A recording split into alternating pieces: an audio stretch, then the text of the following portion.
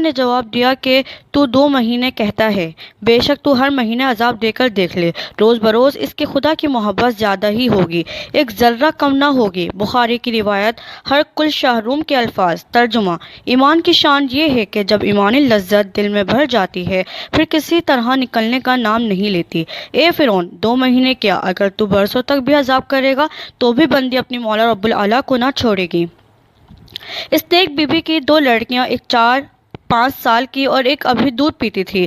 فرعون نے دونوں کو بلا کر پہلے بڑی لڑکی کو ماں کی چھاتی پر لٹا کر ذبح کیا اور پھر کہا، اب بھی سمجھ جا، نہیں تو اس دودھ پیتی کو بھی اسی طرح ذبح کریں گے۔